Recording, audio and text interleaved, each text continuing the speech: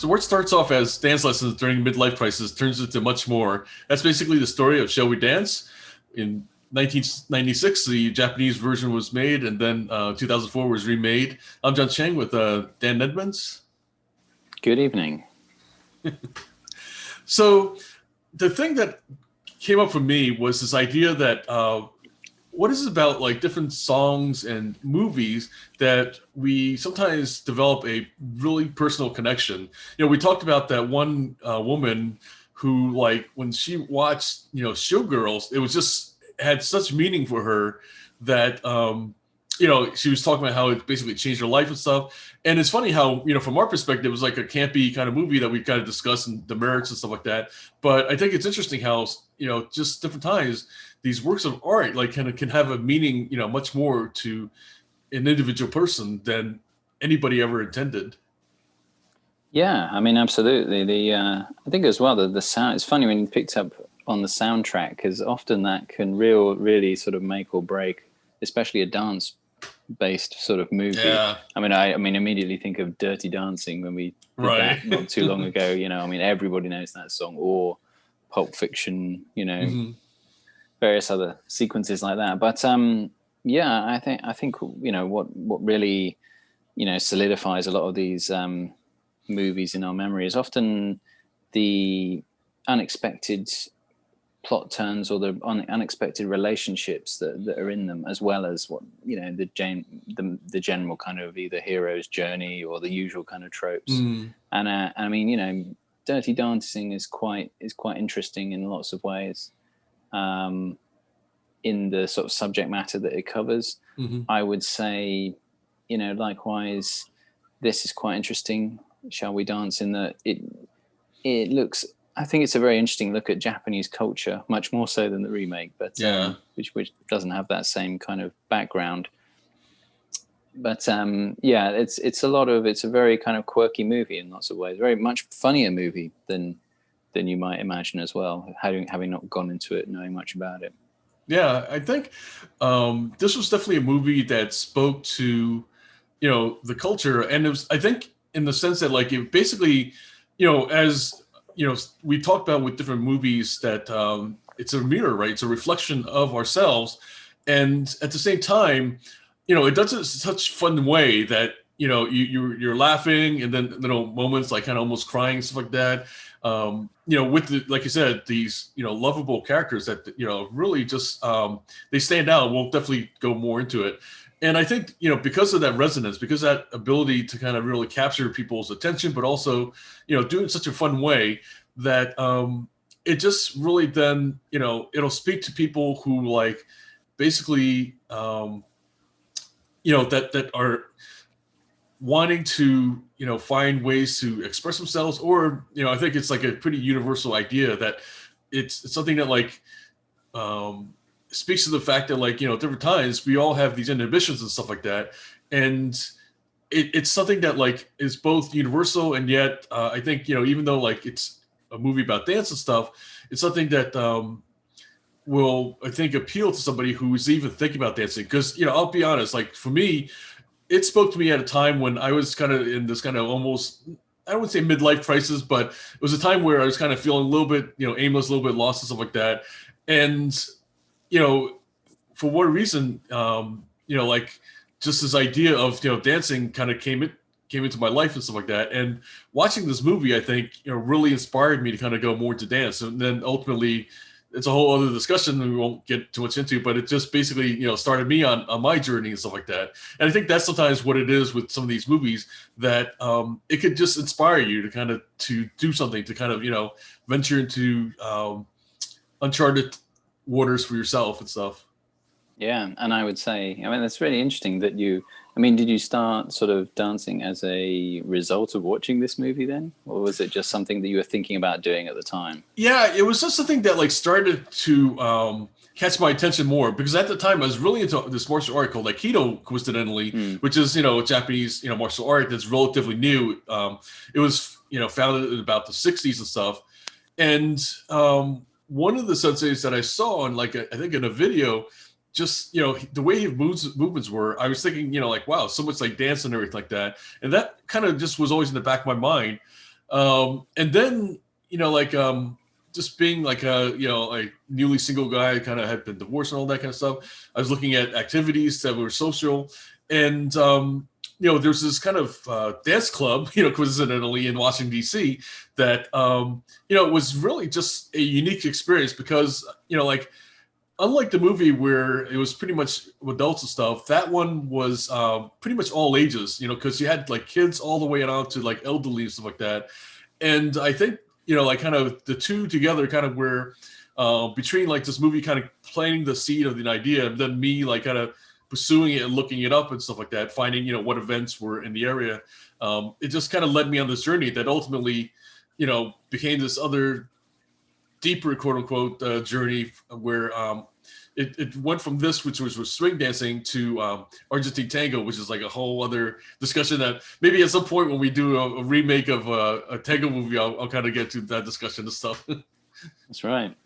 Yeah, and I would say, like, I mean, I did a few sort of salsa dance things, probably, at a similar sort of juncture where I, was not really in a midlife crisis, but more just needing to go hang out and being social and this sort of thing. Right. I think I was kind of living in a town away from friends at the time. And I would say definitely if you have ever gone to any group dances, this movie is about Yes. 3 times funnier because it really cleverly picks up on all the kind of dynamics of the different people that tend to go to these kind of classes, which I thought was really well observed and just really, they knew exactly how to make the funniest parts of those kind of behaviors and characteristics really stand out in this movie. So I really enjoyed it from that perspective. Definitely. And I was going to say that like, the main character, Koji Kusho, who we met earlier in One Missed Call and stuff, Pulse, is this, middle-aged man who, typical Japanese salaryman with a wife and daughter. And he's the one that he's in this case our surrogate for the audience, surrogate that kind of takes us into this world, and we're seeing it very much from his eyes, like kind of where like everything from, like you said, the kind of the different dynamics of the students to the awkwardness, and then at the same time it's also an interesting insight into the Japanese culture, because one of the first things that kind of really stuck out for me is the fact that like going to a dance class has this kind of stigma that is like almost, it seemed almost like where it was as much like him sneaking into like a porn shop or something like that. And he was really hesitant, at first. And, and then of course, it's funny that like we have the, this kind of classic hero's journey. In this case, him stumbling across the, threshold, right, was like literally like this, woman dancer, Toyoko, who, basically almost shoves him in and stuff like that. Yeah. No, I mean, I think, it's very interesting from that perspective because, Japan, from what I've read from various sort of stuff whilst we've been making these videos on various Japanese movies, is that it's a very kind of socially cohesive kind of society. And there's this idea, there's a sort of almost sort of poetic elegance to a lot of the way in which you have to serve or be kind of one with society to some degree. Like some of the tea traditions seem very sort of fussy and formal and stuff, but there's a sort of there's sort of graceful elegance because you're kind of doing your part and honoring the traditions that have gone before you. So there's this kind of nice kind of communal sort of honor in all of these sort of things, and doing your part as part of society has that kind of inherent hegemony, if you unifying force, I guess, in Japanese culture, I think. And so doing something, but there's always a kind of a slightly kind of practical purpose to a lot of these traditions or the ways of life, and it seems dancing is really, there's no real practical application. You're just doing it for the sheer joy of dancing, and it sort of encourages men to be more flamboyant and sort of, especially if it's Latin dancing and stuff like this. And that sort of, it just goes very against the grain, I would have thought, of very traditional Japanese culture. So it is really interesting to see this kind of taboo that goes across with all the characters. And it's funny how I didn't think about it until now, but ironically, it's a reflection of the Brave New World in the sense that like Mm, here doing something for yourself, right, as an individual is really ostracized and looked down upon versus like you said doing something communal because in one of the earlier scenes he's like kind of with the coworkers and they're kind of stumbling out of a bar and stuff like that, and so the Japanese have it where it's this kind of the tradition, if you will, that it's okay to let your hair down, getting drunk with coworkers, maybe even mm, sing karaoke and stuff because it's all everybody from the office and stuff like that. But you know, kind of going into this studio, covertly and stuff like that. That's so taboo then, because that's something for yourself, and there's this other world, and you're with other, quote unquote degenerates and stuff. yeah, I mean, it's an act of sort of individual interest, a Mm, loner kind of pursuit from from a culture that's foreign and things like this. So it's yeah. yeah, you can kind of see how it's. But yeah, you're right. It's absolutely that's kind of half the message of Brave New World is that in that society, being an individual and taking yourself out of general group activities and reflecting is very much kind of looked down upon or is almost Mm, equally as taboo. So there's definitely a similarity there. And each of these characters are very much kind of identified as social outcasts almost, or they're real right. misfits, both the men Yes. and the women in it. Yeah. You got the guy who's overweight, the guy who's short, the guy who's like flamboyant but is kind of camp, but is he but isn't necessarily gay, and they kind of flirt with that Mm, whole kind of tension all the way through, which is really funny. And likewise, you've got the very sort of boisterous woman who's just kind of like changing partners at a whim and blaming them for mm, all of the missteps. And right. I guess as well, Mai is very much that as well. I mean, she's a very kind of reclusive character, Right. completely kind of removed from any kind of sort of social interaction, it seems. So yeah, it's a really interesting, and it's, I think what's good is how well rounded all those characters are during the course of the Mm. movie. Yeah, definitely. It's funny. We saw this with the J horror that like um, all the supporting characters aren't just like kind of background in the sense of like for the main characters and stuff like that. There's such a richness to it that like you said, just the way you described it, each of them has their unique qualities, and it's given a little bit more screen time than just kind of a passing glance and stuff. And if in fact, if anything, sometimes some of the scenes that really for me were hilarious where you watch the main action with Sugiyama and stuff like that, but then meanwhile you see in the background these other students kind of Oh doing their yeah, thing and stuff, and it's like sometimes just as humorous if not more to kind of watch them kind of almost stealing the scene and stuff. yeah. I mean, I think in a way similar in a way to the sort of J horror movies we watched.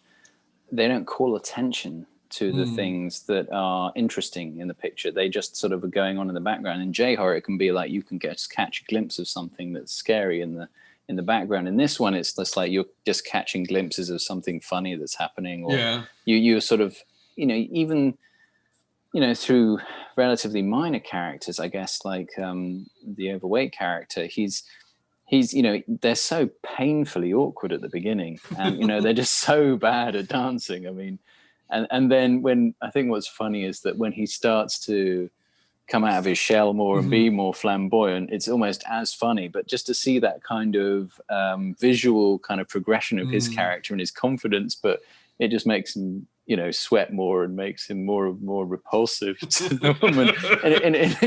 I mean, there's this great kind of thing of like they're so awkward, and the subject matter is so socially awkward that even when they do well, when they're doing bad, it's pretty mortifying. And when they're doing well, it's pretty mortifying as well in a way. It's kind of like, it's really kind of masochistic kind of movie in that respect. But And I think there's something to how you know the Japanese have this word otaku and stuff, and hopefully I'm pronouncing it somewhat correctly. And it's this idea that to have a passion and everything. it's often referred to, like kind of things that now are more like kind of, genre and stuff like that, or, things like anime, manga, stuff like that are things that like people have associated having, like you have an otaku for those things and stuff like that.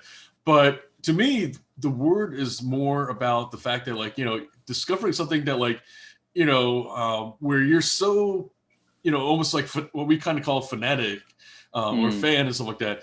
You're so consumed with it that like you kind of mentioned a little bit about kind of Aoki, who is kind of like this dance nerd, right? Where he dons his wig, and so he becomes his idol. This dancer apparently called Donnie, and he basically like is changed from this persona that by day he's kind of like controlled coworker and stuff like that. But then once he puts on the wig and he kind of like puts on his costume, stuff like that, he's this whole other person.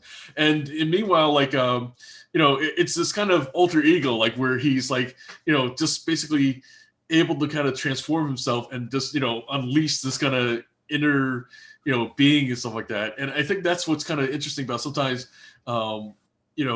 seeing these characters. And I think it's almost, I feel like it's a Japanese view of like kind of where these passions that people have are a way to kind of release some part of themselves that like that they can't that they can't show or reveal when they're in kind of because it's just in the polite society they have to kind of fit this box that like everybody puts them in. So yeah, absolutely. I mean, I think as well that's incredibly well observed, because I mean every salsa dance class I went to, there was always one guy who was like, who was, you'd see him when he's entering, he looks kind of like mincing along a little bit and slightly sort of effeminate, but all kind of like ties into the fact that they spend so much time dancing. And you just think, but then, he gets on the dance floor and he's like this kind of, and everyone's just like, ooh, and and he's doing all these amazing sort of moves. And it's almost like,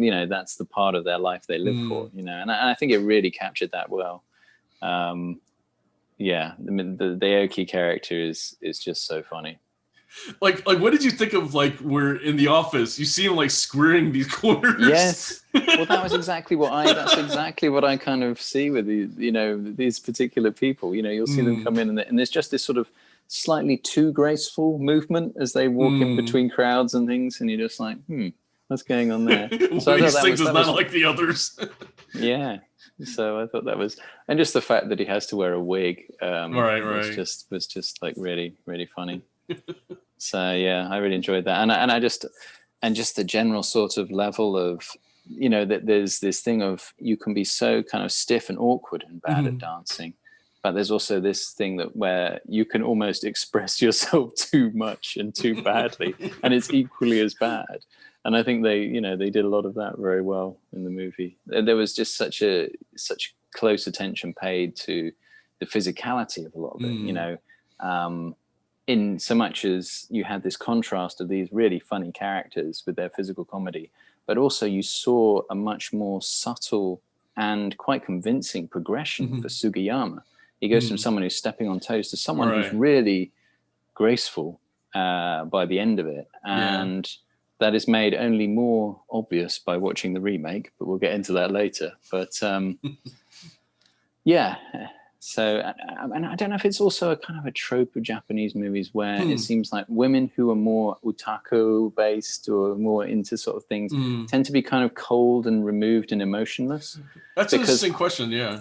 Because, I remember in, I think it's in, it was in Pulse, wasn't it? Or Cairo, I should say, where the IT person was the woman who seemed, she seemed to be a very similar character to Mai in this one, I would say. Yeah, let's talk about Mai a little bit. Here's this person who, and she was at the Blackpool competition and stuff, which is apparently is an annual, like kind of worldwide, kind of dance contest and stuff. And she not only like kind of lost a partner, but she basically lost her mojo. Like she basically lost her joy of dancing and stuff. And I think, like to me, what she symbolizes is like sometimes that like along, on the path to getting what we want, we sometimes may lose sight of what it was that kind of, got us into it in the first place and stuff. Absolutely, yeah. I think the whole movie is really, it's a very kind of human movie, and it's about recapturing joy in life, he's the salary man, has a very joyless life, and I mean, admittedly, it's her who kind of brings him into the dance class, but Right. it's really about him sort of opening himself up to the possibility of even having something sort of joyful outside of work. With Mai, it's absolutely recapturing her lost sort of spirit for it. With Aoki, it's kind of him being authentic, being happy with himself is kind of Right. the journey there. And yeah, with the other characters, just a bit more sort of self-confidence in general, I would say. And with Toyama, I guess it's her journey is more just kind of, maybe it's not living in the past and blaming That's people true. for her circumstances, I guess, would be the way I would look at her character, perhaps.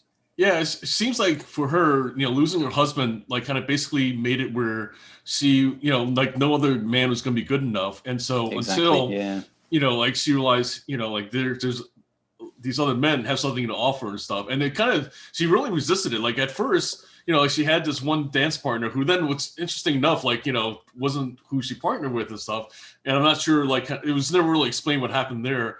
But I suspect that, like, it was just more about, her, learning to accept that, like, different men have something to offer, that, she has the possibility of, like, kind of finding other qualities that are appealing to her and stuff.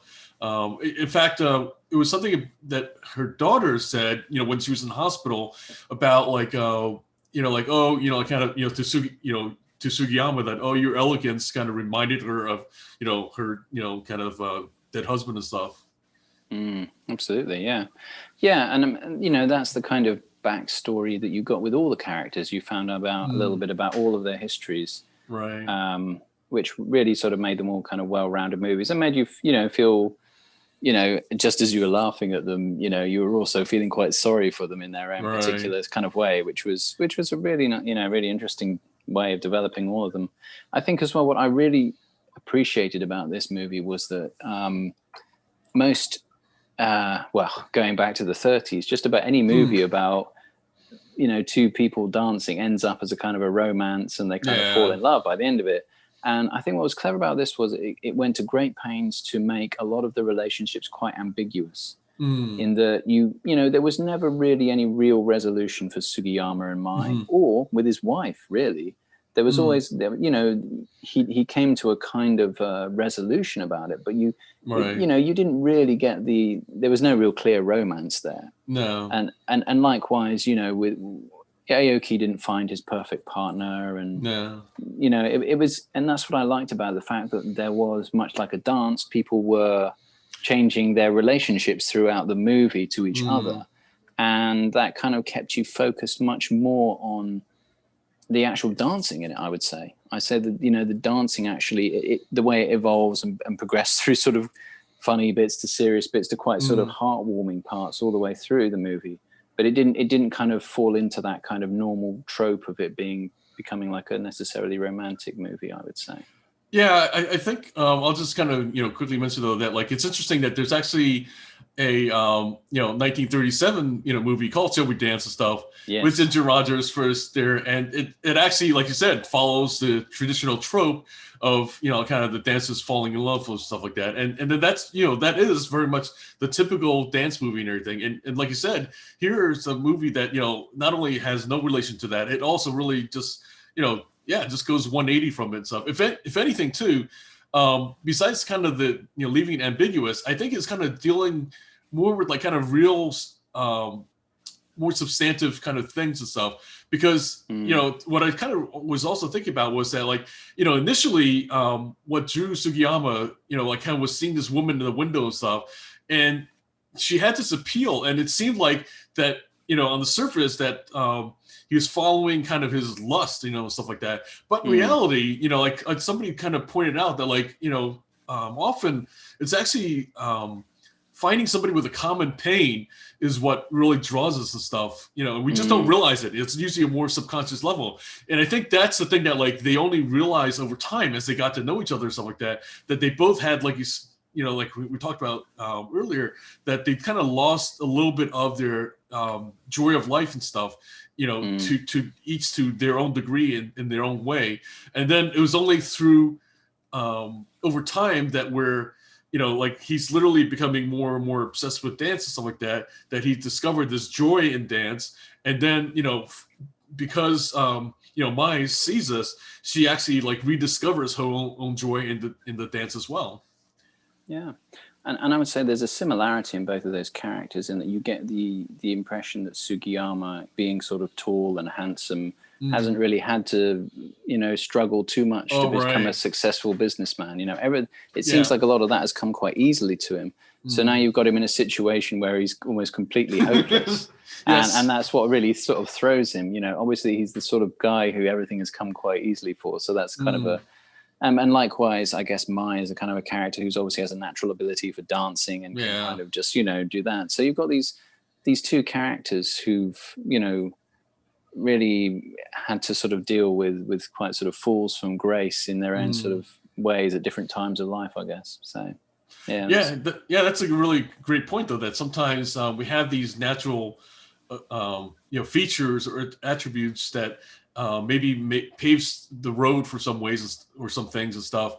And, because we tend to associate, like kind of somebody who's tall being like a leader and everything like that. It's one of those kind of things that they've done even like Harvard studies about. But here he's totally out of his element, like kind of, he's like kind of, where that actually works to almost his detriment, because he's like kind of fumbling with the steps and he's really struggling to kind of overcome his physical kind of, stature and stuff like that in some ways. And, because it's actually the short little guy who actually, he was the one from Dark Water that I kind of mentioned in that one stuff. He was the realtor and stuff like that. That's right. Yeah. And here he's like kind of, not only a natural stuff, but he's actually like kind of, in some ways, showing up, like kind of these two big giants and stuff. Absolutely. Yeah, and I think that's what makes you sort of like a lot of those other characters, because they just seem to be slightly better than Sugiyama, and it takes him during the course. I think that's what I really liked about this as well, is that when you start going to one of these dance classes, you just think, it's all right, I'll just have a little dance, maybe I'll pick up a girl or something like that. Yes. And then you soon realize that it's incredibly technical and you need to practice a hell of a lot to get really good at it. and it's quite easy to have that, that crestfallen feeling upon joining a dance class. And they really captured that well. But I think they really focused on the technicality, which was really good as well. And you really got the feeling that they had to, you had to put in so much work to get to a decent standard. So yeah, I'm really curious, like kind of what they did with the preparation of it, because you really felt like, or at least the way they portrayed it, it really seemed like he was really struggling, and then you really saw like the progression over time and stuff like that. And a lot of these kind of dance movies, that's another kind of almost typical kind of thing that they do, is they kind of rush right to as quickly as possible to the dance montage, right, and stuff, the training montage, and you kind of like feel like, oh, that's all you got to do is take it. It's such a, as you kind of pointed out, it's a really not only deceptive but also dangerous kind of idea that you plant into people's heads. That's oh, just go through a few lessons and you'll be all set. Boy, did I learn that the hard way.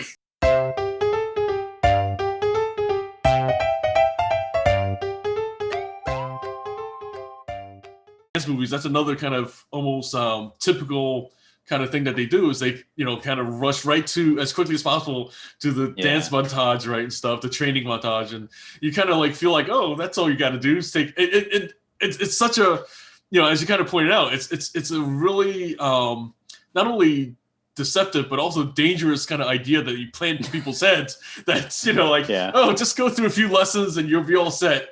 Boy, did I learn that the hard way. I know. Yeah, me too. Yes, I've been there. I never really got out of the crestfallen stage, to be perfectly honest, in my own dancing experience. But yeah, so I mean that was really well observed, and I just think the whole physicality of the acting is really really superb in it. You know, it's really really well done. Well, I think that's probably like a good time to segue into the 2004 remake. Here, I don't know how many times we're going to say this, in these remake discussions.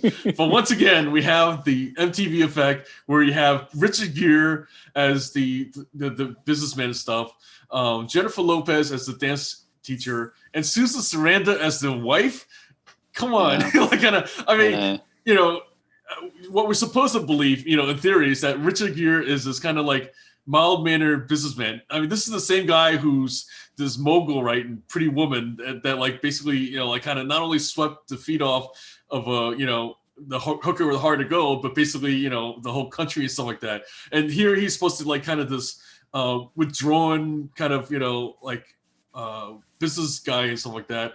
And I'm sorry, like kind of, I mean, I try to really buy him as that, but I just, the whole time, like, I'm pressing the I believe button, but it's just not working.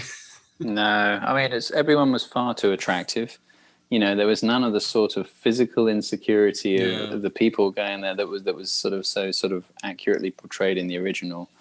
It was kind of, yeah, Bobby Cannavale was just far too sort of unconvincing as an amateur dancer. In fact, all of them were. It seemed like within the first 20 minutes, most of them were doing pretty great. There was none of that awkwardness. And of course, the other major problem is that going to a dance class in America is not particularly taboo. Right. It's not like there's no real social impact of people going to sort of say, oh, whisper behind your back because you went to a salsa lesson. So it loses all of that kind of poignancy that the original did from a social perspective. Definitely. Yeah, I mean, I think that's probably like, despite all the other things and stuff, that's probably like the biggest flaw is just that like you just lack the the cultural stigma. Apparently, there's an Egyptian version called Let's Dance that basically, to me, that would make sense because from what I understand, the Islamic culture does have a little bit of like kind of the same kind of stigma to doing something with the opposite sex and stuff like that. So that kind of would capture something there. I mean, the other things like kind of we have like the other characters, and they're trying to recreate basically the just almost like the one-for-one additional characters and stuff like that. But again, they just they're just kind of window dressing, and they just really don't have the same appeal as the supporting characters in the original. And then on top of everything else, they throw in the son. I mean, like it seemed like the only thing he was really needed for was to have this club scene, that was kind of thrown in, oddly enough in the middle and stuff like that, where Richard Gere like kind of, basically gets caught coming out of the studio, and his son kind of intercepts him, and then ends up, following the son to this, young kind of hip, club, and stuff like that. With Ja Rule with living it up, right. which is not on the soundtrack. Funnily enough, it's just like that's the biggest sort of probably most popular thing in the music that's played in the movie, and they missed it off the soundtrack. But I just thought it was just kind of a weird thing. Yeah. By the way, the son is, we'll see him again in Day of the Dead. And then if we ever watch the Minority Report television series, apparently, somehow he ends up on, multiple remakes of things. Yeah. I mean, again, it's kind of like that. It just goes against the Sugiyama character. It's like he's just sort of far too comfortable just going and hanging out in clubs and things like this. It's right. That's not the kind of family man that was portrayed in the original. I mean, my main gripe with it is that you've gone from very well observed physical comedy to quite bad dialogue and just unfunny jokes with a very occasional bit of bad slapstick kind of thrown in, but it's mostly just kind of unfunny dialogue through the whole movie. Yeah. And it's one of those movies that knows that it isn't funny, Mm, because every time something is supposed to be funny, one of the characters is shown laughing at it, or some right. other character is like going, oh, it's like, it's just, yeah, we all know it's not funny, you know? One other major difference that we didn't talk about actually in the original was this idea that that is revealed over the course of these stories, like the subplot where we find out only towards the end that like one of the things that happened at Blackpool was that when Mai fell, that she felt kind of like abandoned by the partner because he wasn't Mm, protecting her, and it's yeah. something that they took out in the remake. But to me, that's yet another kind of loss because I think it was interesting to kind of, that was like a mystery, if you will, that like, as during the course of the story, it was a layer after layer that was revealed that ultimately found out like, the real reason why, like kind of, Blackpool really kind of, created this trauma for her and stuff like that. And here, like, they kind of do show Jennifer Lopez, kind of falling, but that's it. They just kind of basically say that like, oh, kind of things fell apart for her and stuff like that, and it just really, again, lacks the nuances of kind of this underlying mystery in the original. Yeah, I mean, it seems like the most traumatic thing that happens to her is she gets something spilt on her coat, and Yes. she's like, it was just like, oh, right. So we're supposed to identify with Oh someone whose man. main trauma in life is that they got Yeah. something spilled on their coat, and then she's crying about something. They start talking about food or something later on. Yeah. You can tell I wasn't really paying much attention by that point because it was pretty boring. Yeah, and the daughter whose only problem that she's too beautiful. It just really just stuff that makes you cringe, like kind of Yeah. that like there's no real problems here. And again, I don't know. I mean, it just seems like there was all the scenes with Richard Gere and J Lo just seemed to lack any chemistry whatsoever. Mm. They were just so wooden, all of those scenes. It was just, But they had to throw in that Gotan project scene that like like I they're know, cramming things into like an hour and a half, right? They were really yeah, squeezing things for time, but they had to make time for this dance scene that was just between the two of them, and it's like, yeah, yeah. Which of course you never really got in the original. It was always yeah, him yeah, dancing with someone else and her right. teaching or observing them, which I thought was a much more interesting sort of dynamic. The other thing I really didn't like was the fact that rather than Aoki trying to, in the original, he's basically fighting against the social taboo All right. of what he's doing, even though he's quite successful in this sort of search for authenticity. Whereas in this one, it's kind of, well, the guy's, they replace social ridicule for personal ridicule. It's like, oh, well, Mm. people made fun of me, so now I have to do all this. And yeah, I mean, also again, like Stanley Tucci was just too good a dancer. Really, Mm. he just lacked all of the kind of silliness and absurdity of the Yeah. original. And that was kind of what a lot of the kind of surreal, slightly absurd touches of the original were all missing in this. Really. Yeah. I mean, that definitely was one of the things that like really made the original so entertaining was, like you said, Aoki as a character, besides him, like, the general office things and stuff like that, is just his dancing that like, when you see him, the zeal of him throwing himself into it. And then, in the final kind of, contest and stuff like that, it just kind of like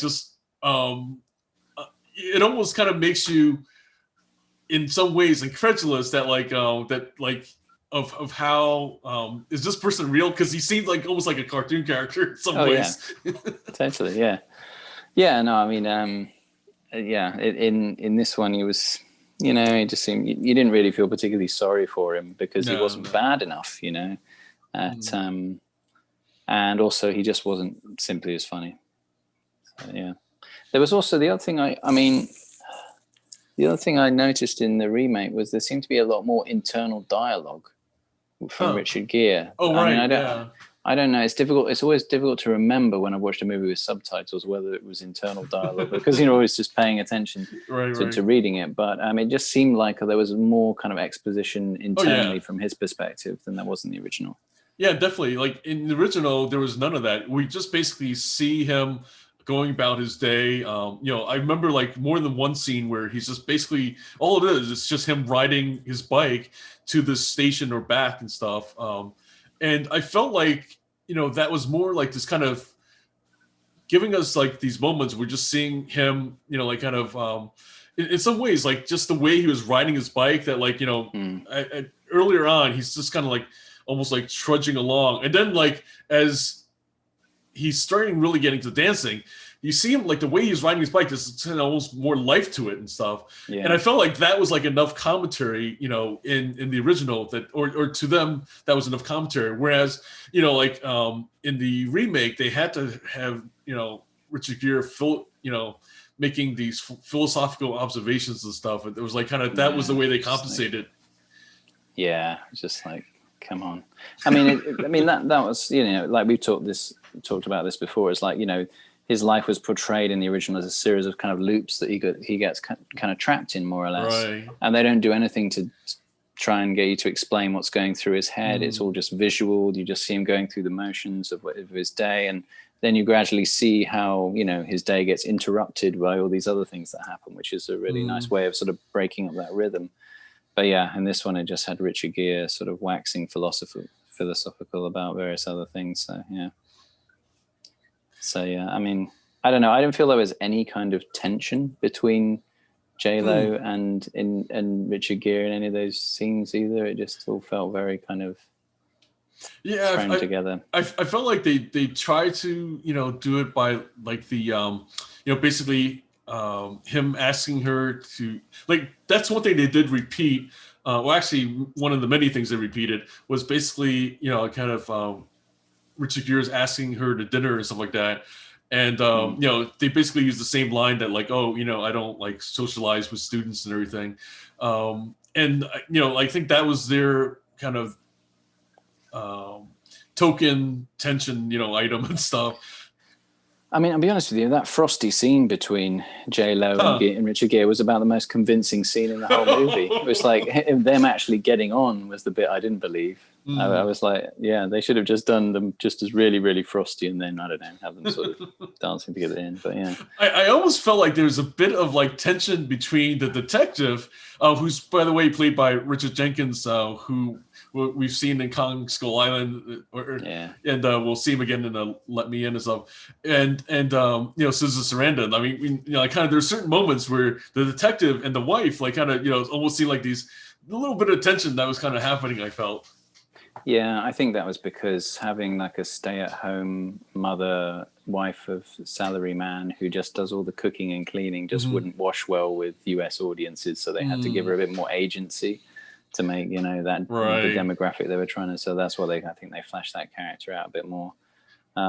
Right, she was this kind of career woman, right, and stuff that she had this retail job and stuff. Yeah. So it's, and I mean, it's in a way that that was what was kind of interesting about the original, was that she was obviously very lonely, but didn't really have any worries either. It was kind of a weird dynamic between the two of them. But yeah, and I mean, I think as well, my other big problem with the remake was just the quality of the dancing. I mean, Richard Gere just looked crap at dancing, really. I'll be honest with you. I mean, he was kind of dull and slightly crap at dancing, was kind of how I'd sum up his character. Whereas, Sugiyama had this kind of inner desperation, and you saw this progression to someone who's elegant and graceful at the end.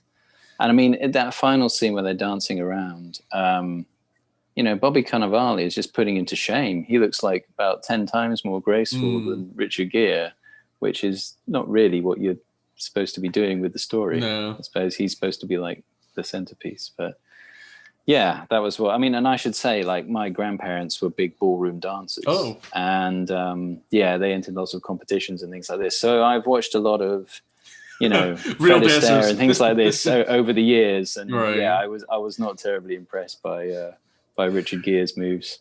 Yeah, and I think the ironic part is that's probably another weird parallel to the original, was that like Richard Gere is probably somebody who he's been given a lot of things just simply kind of based on like he's Richard Gere and stuff like that. So I feel like he got the crash course for the dancing stuff. He got the role because he's Richard Gere and everything.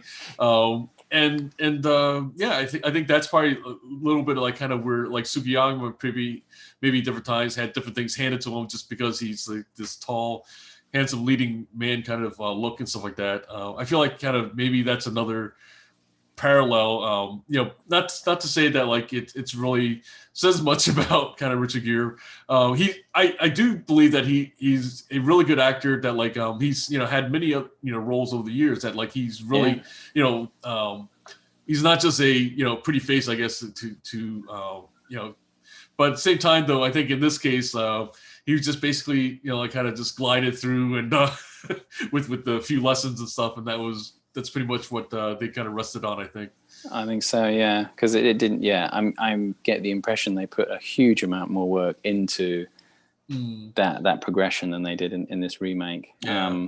But as I say, I mean, when I see that sort of bad chemistry between actors in scenes, really, I just sort of would blame the director there, because you're not perhaps picking your actors correctly in the first place, and secondly, you're just not getting that kind of, you're not pulling any chemistry or sort of magic out of those scenes that make you kind of,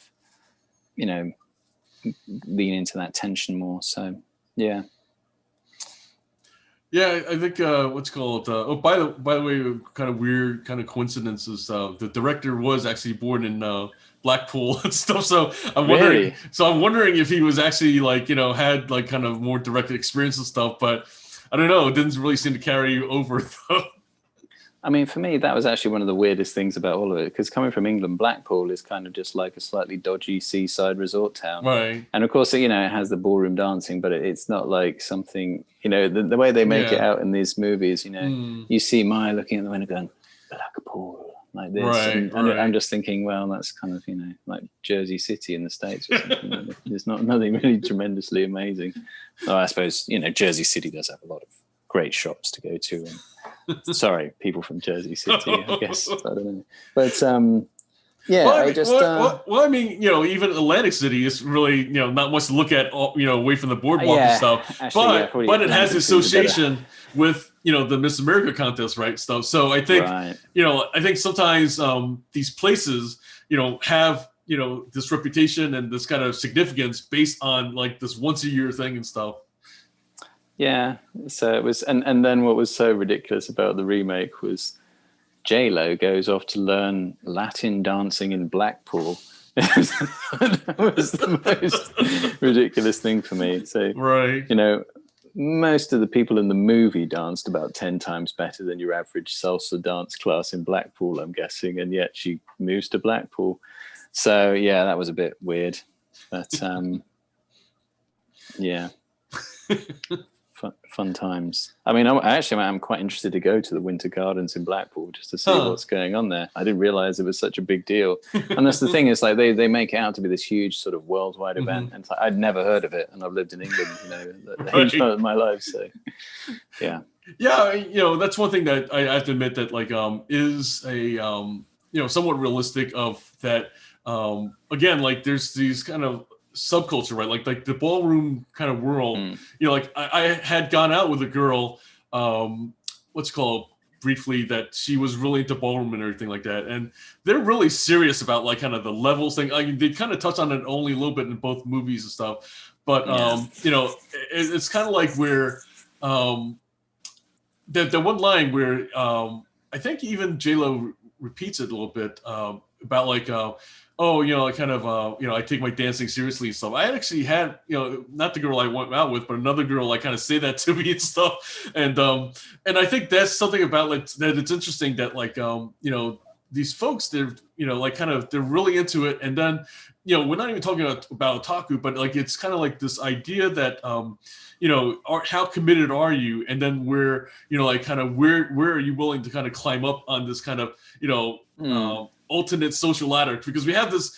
one in the quote unquote real world stuff, but then within the dance world, like kind of where you rank is like another kind of thing that has a value that like within the dancing world and stuff. Oh yeah, definitely. Yeah, you definitely get that impression. It doesn't take long to realize that when you go to some of these dance groups and things. So yeah, that's really interesting. And I mean, I don't know if you've have it in the States where is like we have Strictly Come Dancing is like a bit of a phenomenon in the UK. It's like a reality show where you tend to get they pair up a celebrity with, a professional Yes. dancer, and they see how good they can get.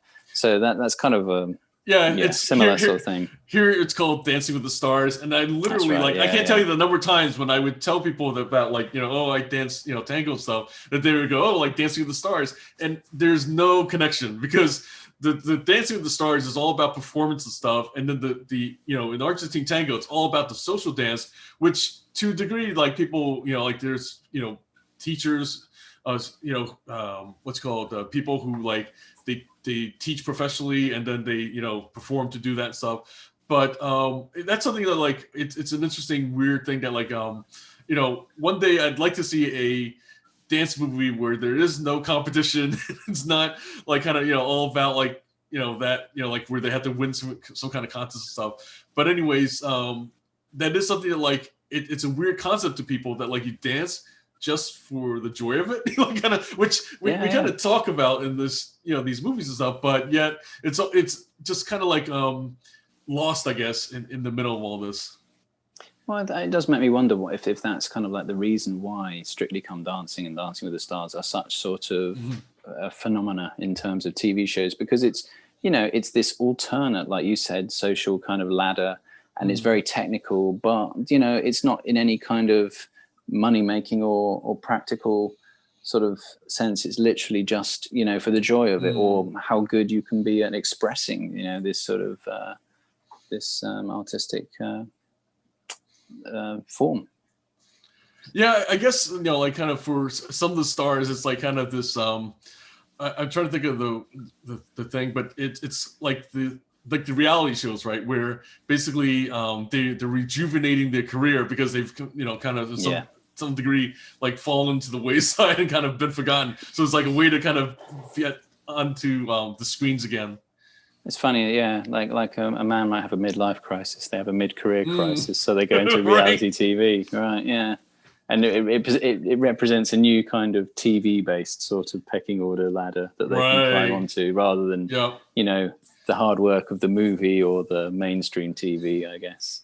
Something like that. That's interesting, isn't it? I hadn't thought about it in those terms. So yeah, and it's like, I guess another funny thing about it is that, like, we talked like last week and stuff about Brave New World and having this caste system and stuff, right? And like alpha versus beta, and here, like, we still kind of recreate these this social strata with kind of your skill and dance and stuff like that. And it's funny how, like, it was almost like that we, even if we believe in kind of equality and all these kind of great things and stuff like that, in the end we still like to find out where we fit in the pecking order. Totally. And it's funny because, in a way, whilst we haven't sort of adopted the whole alpha, beta, gamma in real society, we've definitely done it with our celebrities. You always describe celebrities as sort of A-list, B-list, C-list, etc. Yeah. So it's it is interesting the way we see that. And of course, these dancing reality shows, it's rarely the A-list celebrities on those, from my experience. Because they don't need it. No. Yeah. But a lot of them, they seem to end up in relationships, which I find, which is really interesting, Yeah. So, well, there's always the thing, isn't there? It's like, who's having an affair with who in the background on the dancing show, right? And such like. Not that I watch any of these things really, but yeah, people reliably inform me of these things. So yeah. But of course. Alrighty. Yeah. Any last thoughts on kind of these the two Shall We Dance? Well, I would say I was really pleasantly surprised by how much I enjoyed the original Japanese movie in 1996. I can heartily recommend anyone watch that. I can heartily recommend anyone not watch the remake. As I say, maybe the highlight for me was the kind of the Ja Rule musical interlude at the club, just because it reminded me of that whole era where J-Lo and Ja Rule had like a string of kind of hits in the charts, and I guess it just reminded me of a different time. So I just kind of had a little reminiscent bubble at that point in the movie, but apart from that, I was could pretty much just toss it out, really. Yeah, I mean, it just, I think what's called I guess she's still like kind of different times makes appearances and stuff like that, and it just seemed like kind of this was like a in theory, a star vehicle for Richard Gere and J Lo and stuff like that, and it just really seems like a missed opportunity overall, like in terms of this being a movie and stuff like that, that kind of can be a unique experience that like is different from the Japanese movie original, but at the same time offering something kind of really as some kind of commentary about dance and the joy of it and stuff. But oh well. I think what you need it to be something equally as taboo in US culture for something to do a similar kind of story. Something that's also sort of equally as socially awkward. I'm not quite sure what that would be though. Right. What would be so sort of awkward in probably like Renaissance fairs or something like that, maybe would be a similar kind of, from my limited knowledge of the US, but yeah. Right. Yeah. That would be great. Maybe we could, maybe that's what we should do. We should do a remake of this with Renaissance fairs and how people get better and better at jousting or something like that, or sword fighting as they go on. Right. Yeah, definitely. That is a whole other world and stuff like that. And then, and I think ironically, it has its kind of, social strata and climbing the ranks and stuff. So, yeah. Well, coming up, we'll be looking at Eat, Drink, Man, Woman, which it's odd title, but I think there's definitely a lot to look at about the kind of connection that we have with food and within our cultures. And then we'll start diving into some holiday movies. We've got Bishop's Wife is one coming up, and then we'll look at some others over the next few weeks. So once again, thanks for watching. I'm John Chang with Dan Edmonds, and we will see you next time.